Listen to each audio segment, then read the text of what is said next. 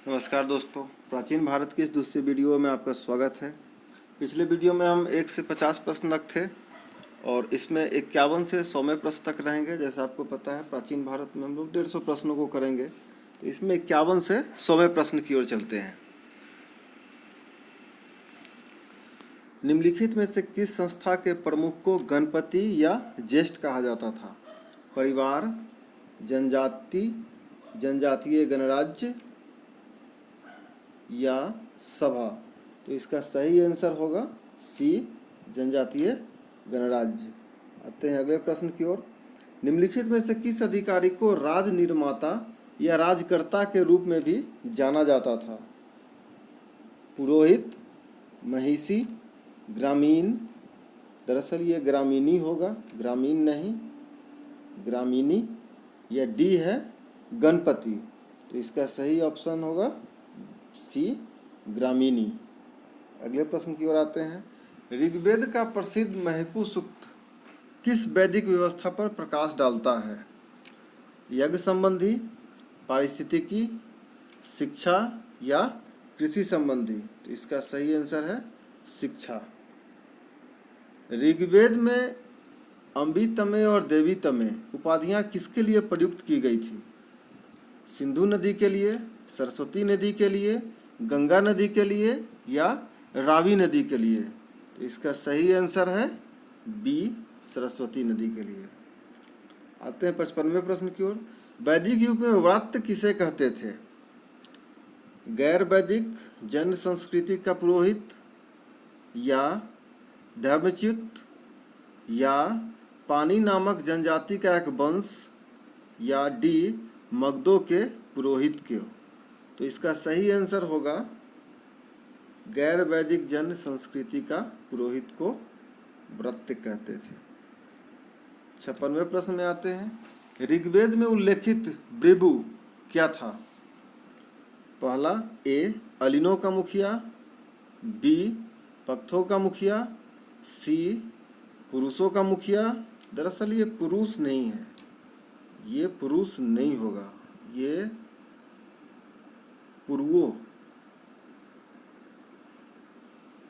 पुरुओं का मुखिया, या डी, पानियों का मुखिया?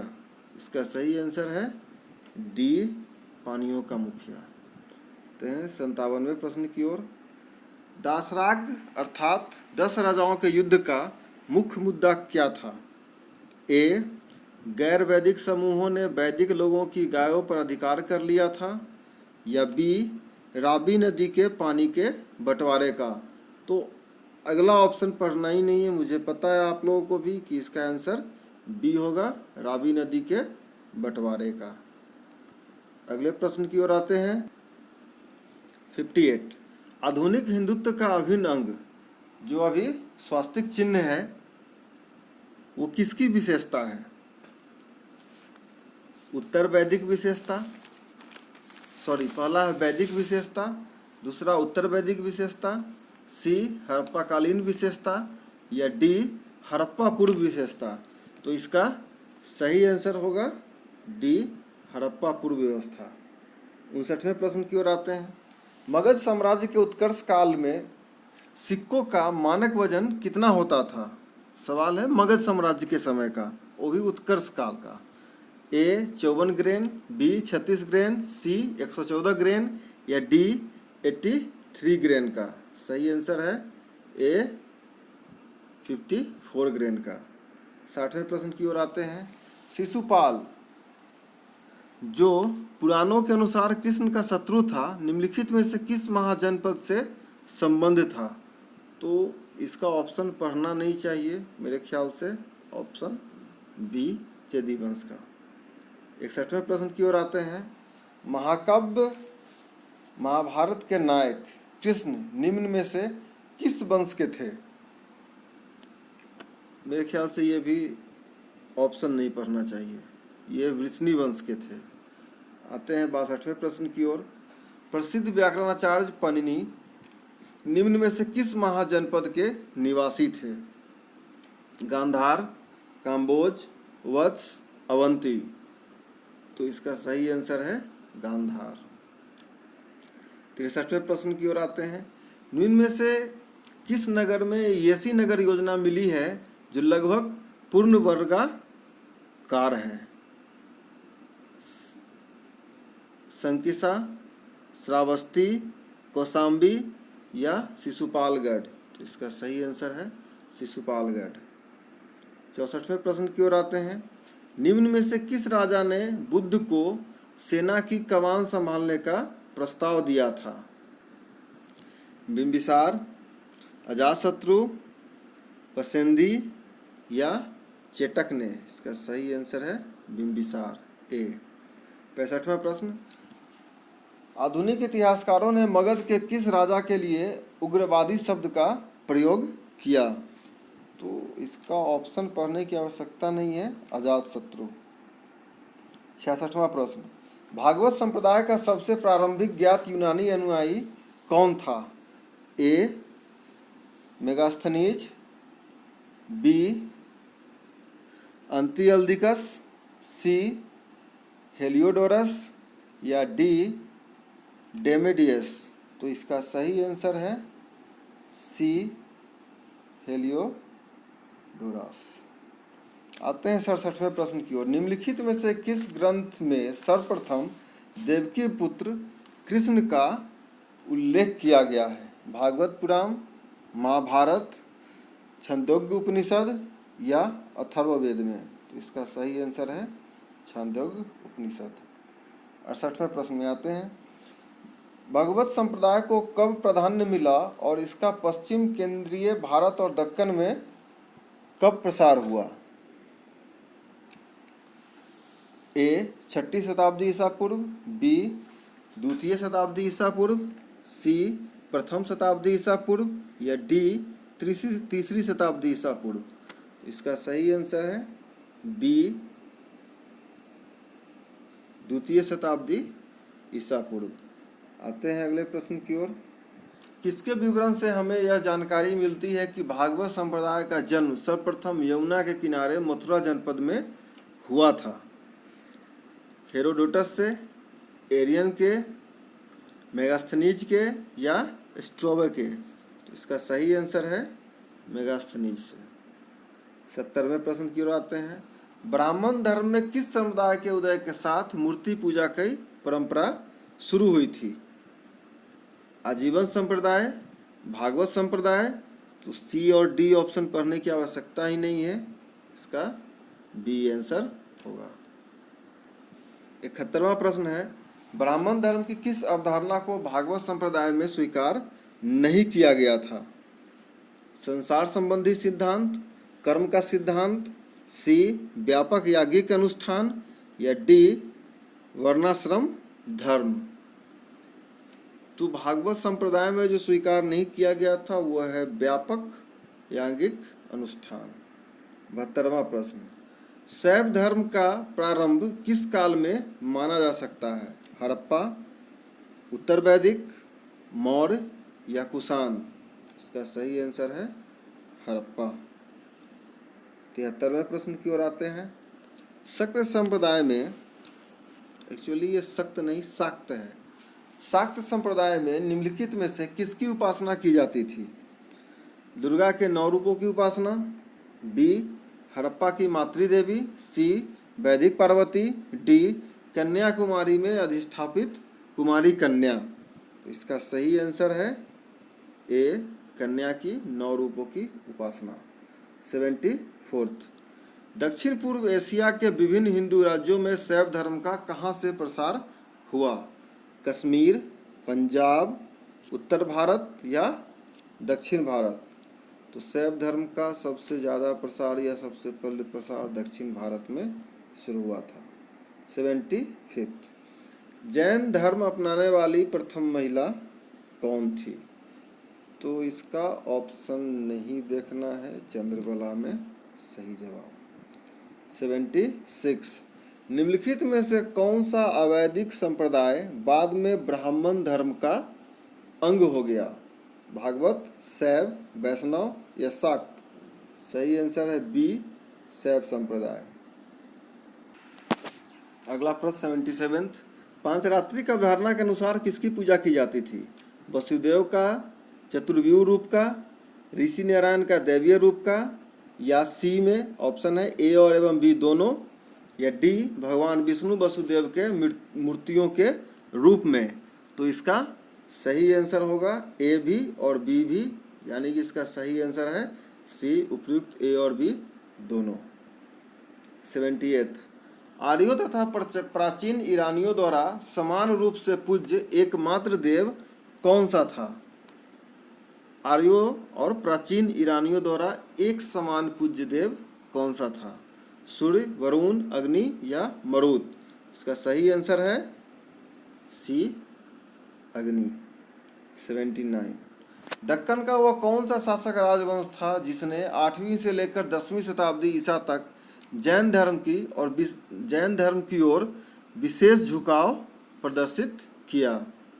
ये लिखा हुआ है जैन धर्म की ओर विशेष झुकाव प्रदर्शित किया। तो 79 का ऑप्शन है मान्यखेट के राष्ट्रकूट, बादामी के चालुक्य, बनवासी के कंदब और कांची के पल्लव। तो इसका सही आंसर है मान्यखेट के राष्ट्रकूट। महावीर के बाद जैन धर्म के महान गुरु या संत कौन हुए? महावीर के बाद जैन धर्म के महान गुरु या संत कौन हुए? इसका प्रश्न का आंसर आप मुझे कमेंट बॉक्स में देंगे।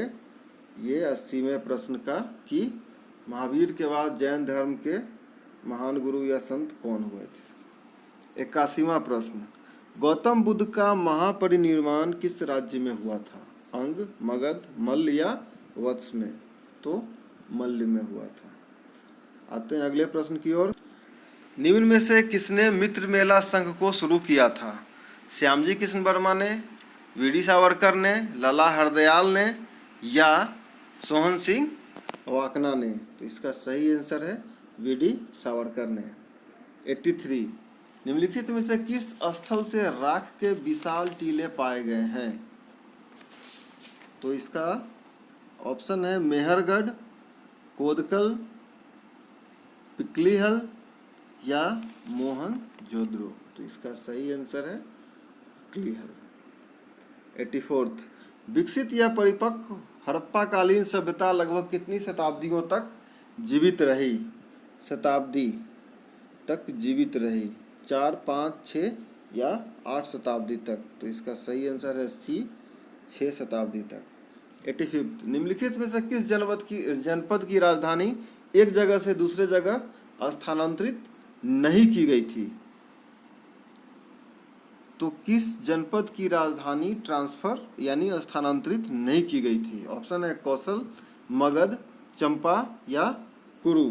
तो चंपत जनपद की राजधानी ट्रांसफर नहीं की गई थी, यानी स्थानांतरित नहीं की गई थी। 86 निम्न में से कौन सा नगर कौशल राज्य क्षेत्र में स्थित नहीं था? अयोध्या, साकेत, श्रावस्ती या अश्वपुर? तो इसका सही आंसर है अश्वपुर। 87 घोसीदाराम बिहार में निम्न में से किस जगह पर अवस्थित था? चंपा, वाराणसी, कौशाम्बी या साकेत? इसका सही आंसर है कौशाम्बी।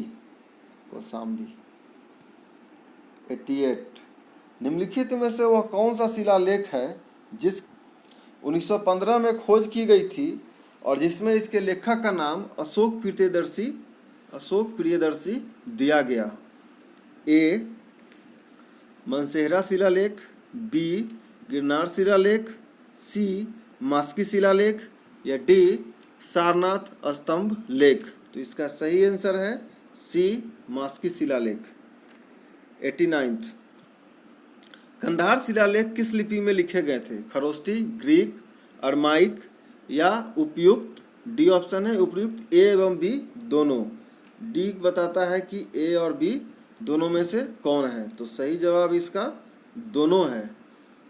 कंधार शिलालेख खरोष्टी और ग्रीक दोनों में लिखे गए, तो इसका सही आंसर होगा डी। 90 अशोक के किस स्तंभ लेख को उसके मूल स्थान से हटाकर दिल्ली लाया गया था? अशोक के किस स्तंभ लेख को मूल स्थान से हटाकर दिल्ली लाया गया था?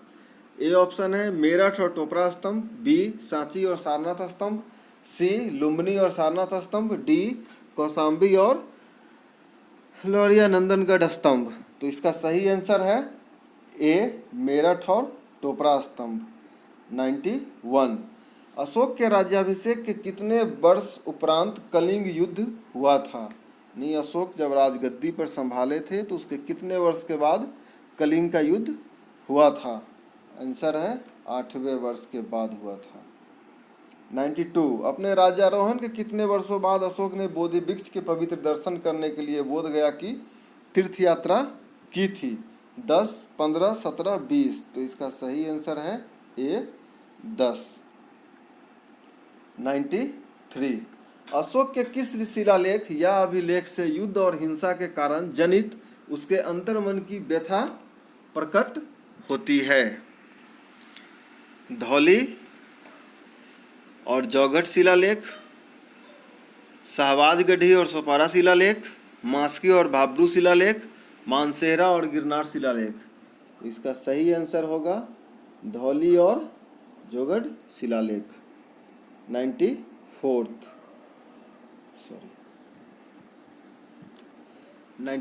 किस मौर्य नरेश ने नागार्जुनी पहाड़ियों में गुहा अभिलेख उत्कीर्ण कराए तथा देवानाम प्रिय की राजकीय उपाधि धारण की थी? अशोक, दशरथ, बिंदुसार या डी बृहदत्त? तो इसका सही आंसर है बी दशरथ। 95।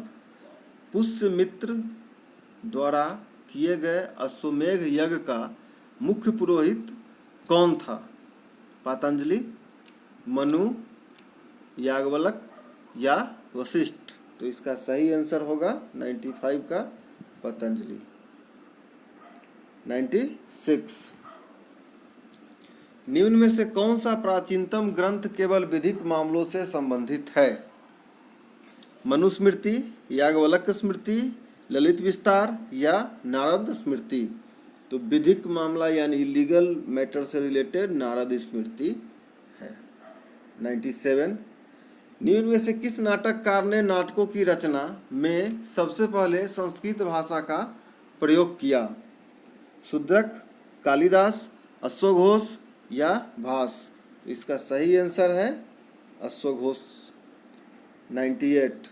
प्रारंभिक ऐतिहासिक काल में चीनी भारत को किस नाम से जानते थे?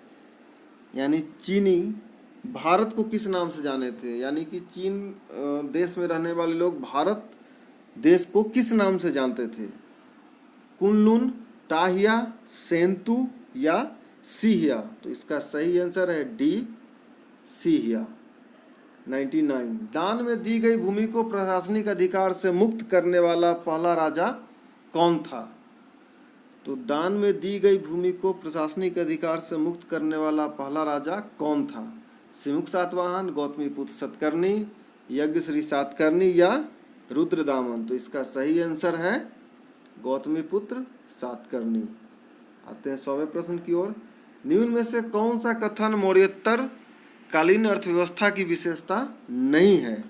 यानी कि मौर्योत्तर कालीन अर्थव्यवस्था की विशेषता नहीं है। उद्योगों का स्थानीयकरण, व्यवसाय उच्च विशेषता युक्त होने लगा, व्यक्तिगत स्वामित्व वाले कृषि फॉर्म पर कार्य ज़्यादा होने लगे या डी शासन का कठोर नियंत्रण था? तो इसका सही आंसर है डी शासन का कठोर नियंत्रण। आज यही 50 से 100वें प्रश्न तक हम लोग थे।